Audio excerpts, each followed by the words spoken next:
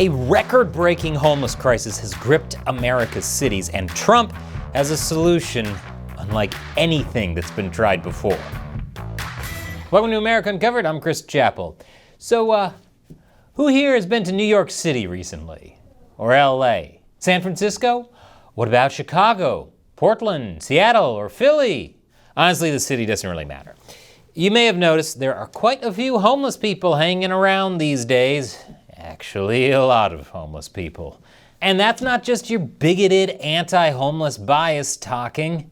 America is smack in the middle of a homelessness crisis. In fact, according to the Department of Housing and Urban Development, there are more homeless today than there were during the 2008 housing crash.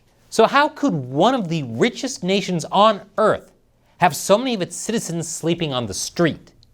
Some say the problem is affordability. Housing is just too expensive. Therefore, the solution is to just build more shelters and affordable homes.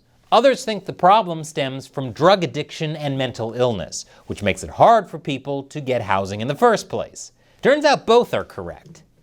Of course, the cost of owning a home or even renting an apartment has skyrocketed in recent years. But take note, according to the Atlanta Fed, even when things were relatively affordable, like in 2016, when incomes could still keep up with home prices, we still had more than 500,000 homeless people. At the same time, addiction and mental health issues are rampant in the homeless community. One study suggests that more than 76% of homeless suffer from mental disorders, including schizophrenia and major depression, but also from things like alcohol and drug addiction.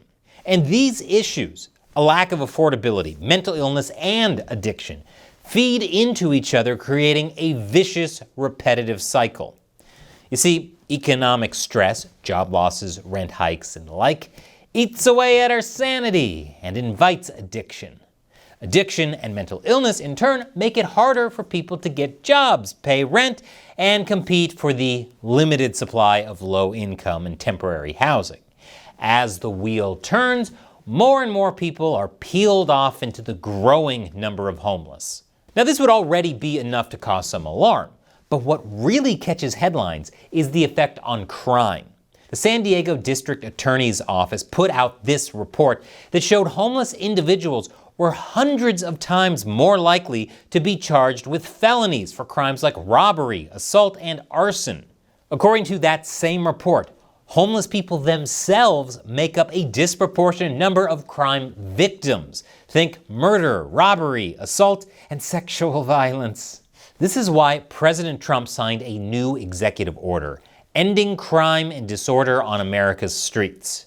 What it does is redirect federal grant money to state and local governments whose police departments crack down on open drug use, loitering, homeless encampments, and squatting. It also ends funding for harm reduction programs like injection sites and makes aid for the homeless conditional on their participation in treatment programs. And most controversially, it seems to increase involuntary commitments, which is to say, addicts and mentally ill people will be forced into treatment whether they like it or not. All right, so we're getting people off the street, but where are we sending them? Well, America used to send people to institutions, huge mental asylums, which by the 1950s housed around 500,000 people. These places weren't particularly well built or well maintained. Abuse was rampant, and living conditions were often inhumane, but they did have beds. Regardless, over the following decades, particularly under Presidents John F. Kennedy and Ronald Reagan, priorities shifted, funding was pulled, and these places were shut down. Today, they're only used as sets for ghost adventures. But if there's no more mental asylums and emergency housing is scarce, where do we put people who desperately need help? Are we supposed to put them in our already overcrowded hospitals? No, that won't do. In all likelihood, they'll be sent instead to overcrowded prisons, which currently hold 10 times more mentally ill people than state hospitals. This is less than ideal. But is there any alternative? Maybe. State and local governments could commit to building more shelters, treatment facilities, and low-income housing, so we wouldn't have to rely on prisons to treat people. To which I say, ha! Ha ha ha ha ha! Ha ha ha ha ha! Yeah, that's not happening.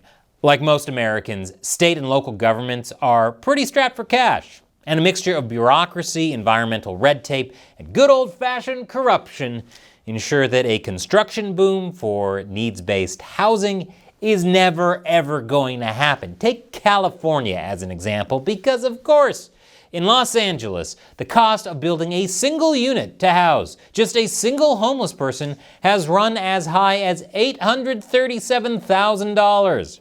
Which makes sense. This is the same state where a single public toilet in San Francisco came with a price tag of $1.7 million.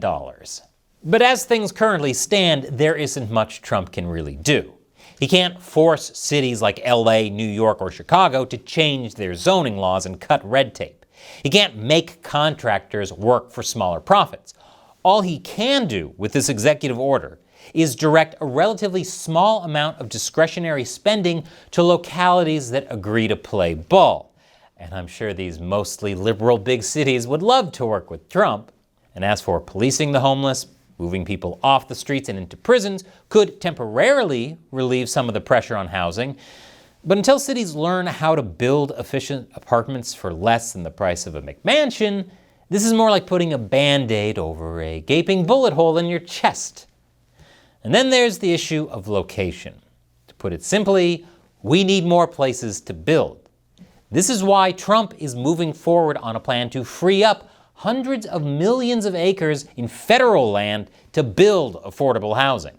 Now sure, most of this land is in the middle of absolute nowhere. There's no infrastructure, or houses, or people, or jobs. But hey, the land is cheap. And that's why I'm saying goodbye New York City and hello Amargosa, Nevada. But don't worry about the lack of everything. Soon people will flock to these new developments, as many could be located in what are being called freedom cities. Special zones controlled by corporations, where wealthy investors can sidestep government bureaucracy, write their own laws, and experiment with weird new technologies without government oversight. Wait a minute. Corporate-run cities in the middle of the Mojave, where scientists perform inhumane experiments that fly in the face of both God and man? Guys, it's happening. Donald Trump is making Fallout real. He's not Hitler, he's Mr. House. Now all we need is that invasion of Canada and a nuclear war with China. I know, sounds far-fetched. But if I'm being honest, building high-tech, low-cost cities of the future in the middle of Death Valley sounds a lot more realistic than America's big cities getting their act together. And hey, if it doesn't work out, and we're just left with a bunch of burnt-out ghost towns amid the sandy wasteland, at least our spurs can jingle-jangle. But what do you think? What should America do to fix its homeless crisis? And will you be joining my gang of wasteland raiders? Leave your comments below. And if you don't want to see me become homeless, support America Uncovered on our premium website, americauncovered.tv. You'll get exclusive content, the ability to chat with me and the team, and you'll be keeping the show afloat. Once again, I'm Chris Chappell. Thank you for watching America Uncovered.